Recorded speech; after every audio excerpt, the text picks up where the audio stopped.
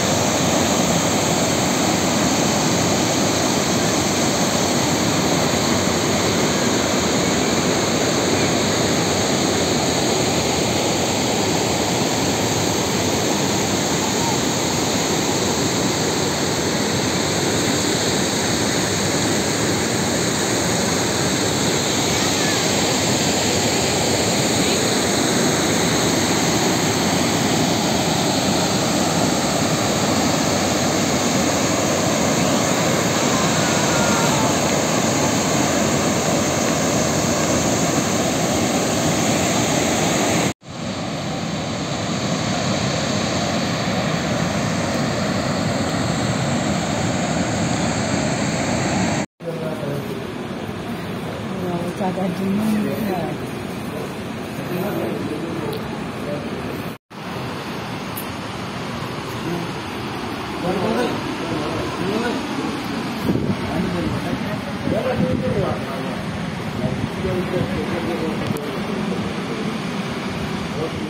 Bathinda false,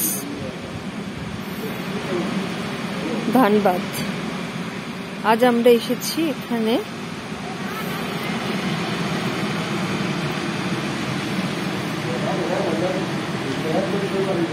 পুরুলিয়ার বরন্তি থেকে। আমাদের প্রায় 4 ঘন্টা মতন লাগলো এখানে আসতে। অসাধারণ ফলস।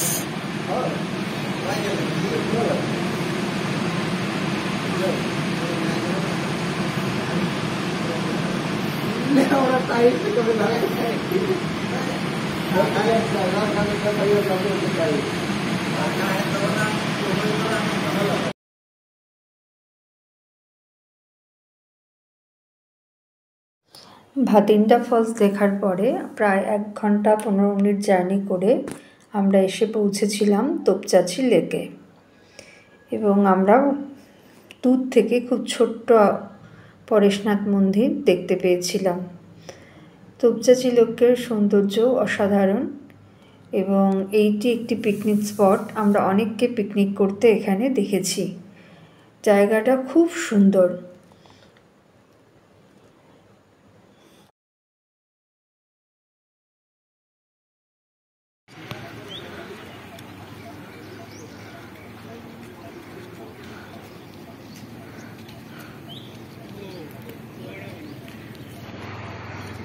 পরেশনাথ পাহাড় থেকে ল্যান্ডস্লাইডের ফলে এই লেকের উৎপত্তি।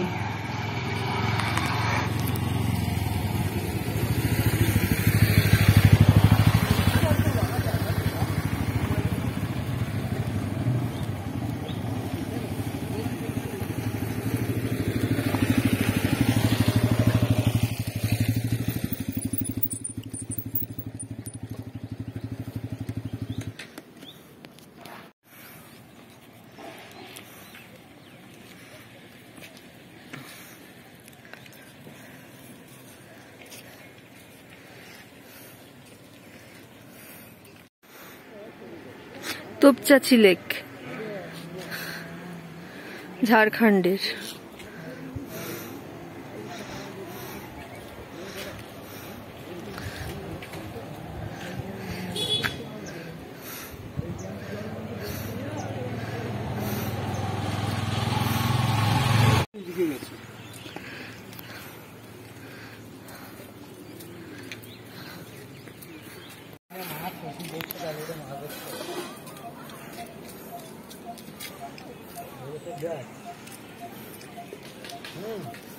লেকের অন্য পাশ।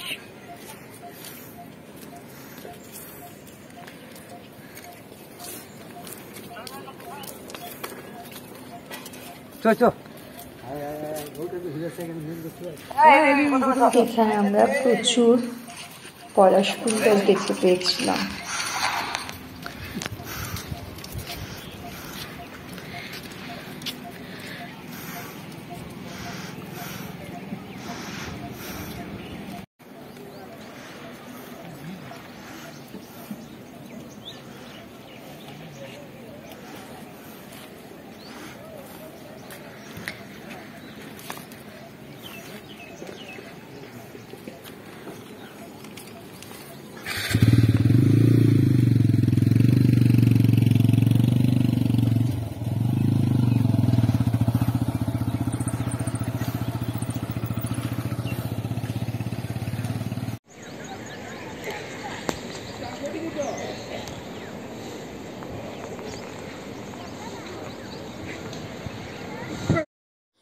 পরেশনাথ মন্দির। এরপর আমরা লাঞ্চ সেরে পৌঁছে গেছিলাম গিরিডি জেলার অন্তর্গত উশ্রী ফলসে। ছোটোবেলায় আমরা সহজপাঠে উশ্রী ফলসের কথা শুনেছিলাম, সেটা দেখতে পাবো। এটা আমাদের কাছে একটা খুব আনন্দের বিষয় ছিল। রাস্তায় যেতে যেতে আমরা হলুদ পলাশের সন্ধান পেয়েছিলাম, গোল্ডেন ইয়েলো।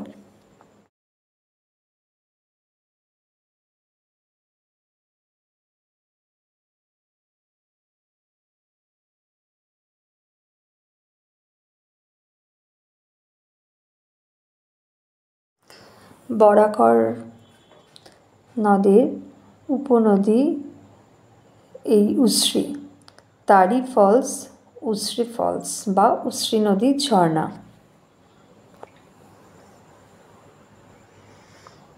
অসম্ভব সুন্দর এই ফলস, আর এর চারপাশের সৌন্দর্য অসাধারণ। আমরা পড়ন্ত বিকেলে গিয়ে উপস্থিত হয়েছিলাম এই উশ্রী নদীর ঝর্ণা দেখতে।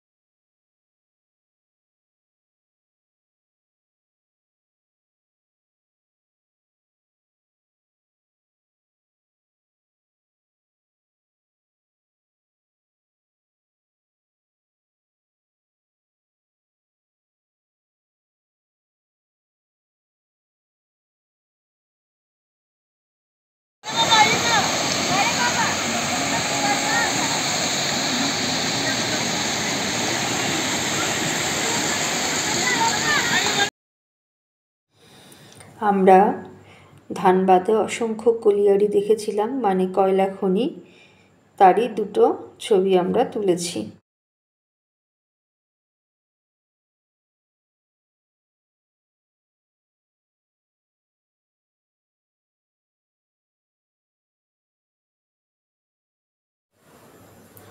ঝাড়খণ্ডের রাস্তা খুব সুন্দর, সেটা আমরা বাইপাসে যখন গেছিলাম তখনও সুন্দর ছিল, আবার যখন আমরা হাইওয়ে দিয়েও গেছি তখনও সুন্দর।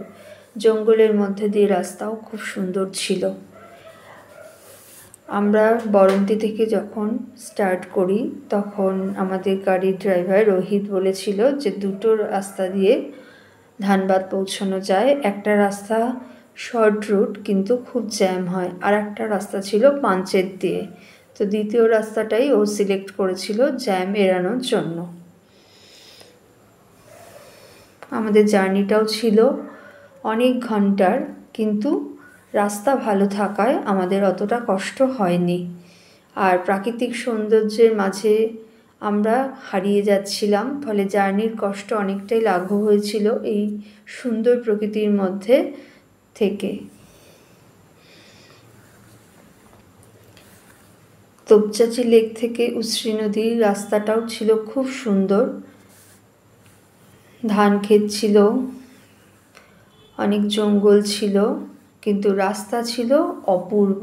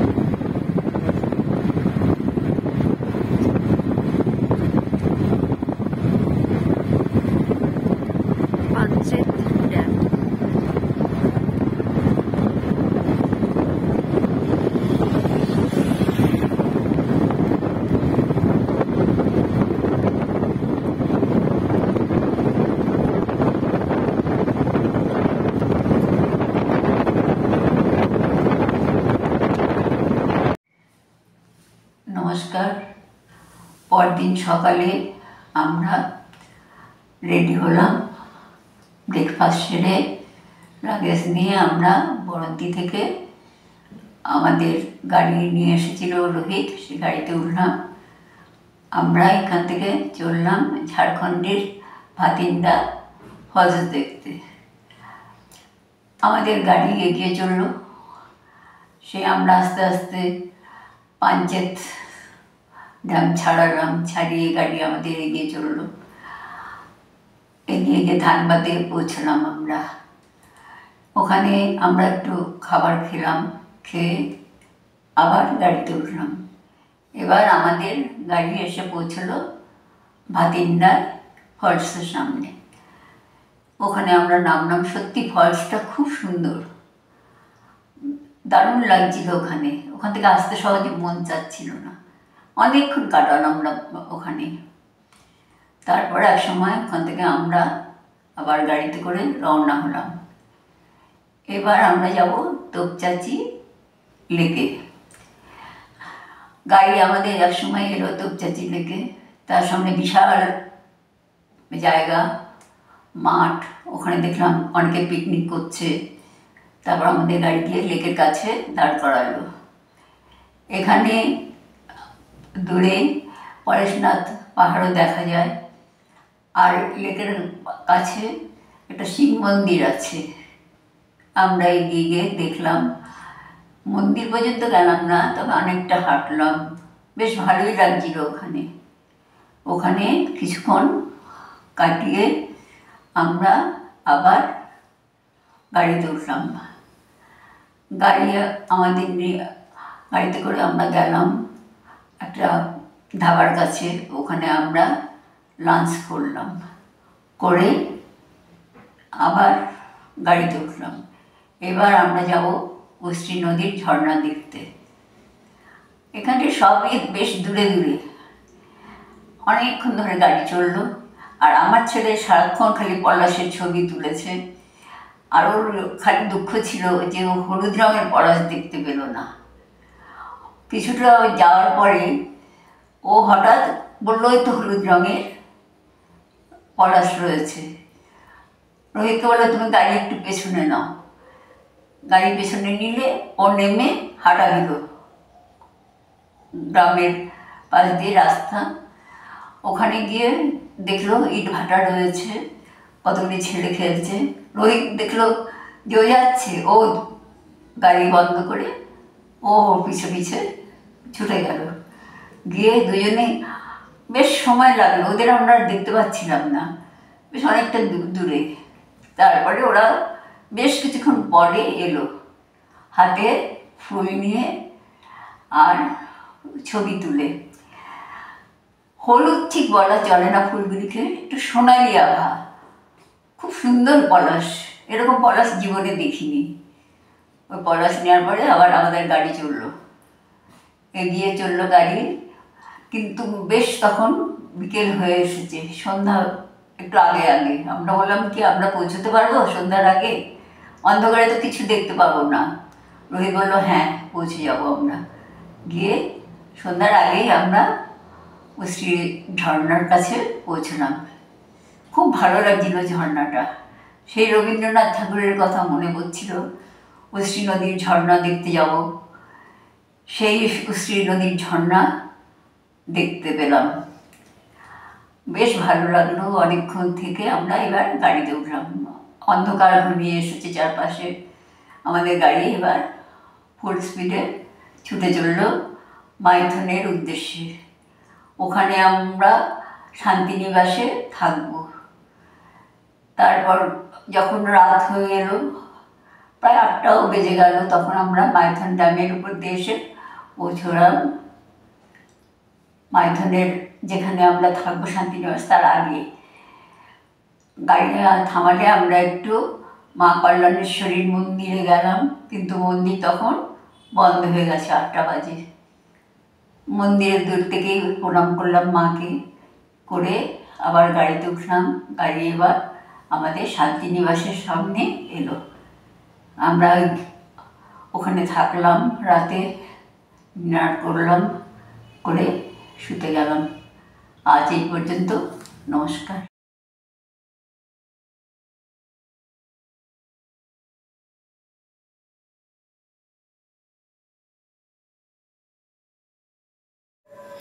বরন্তীর স্মৃতি আমাদের মনের মধ্যে তখনও রয়ে গেছিল। খুব আনন্দে ছিলাম আমরা 3টে দিন ওখানে। মিস করছিলাম প্রতি মুহূর্তে বরন্তীকে এবং রাধারানী ভিলেজ রিসোর্টকে, শিব মন্দিরকে এবং সেখানকার পলাশ ফুলকে।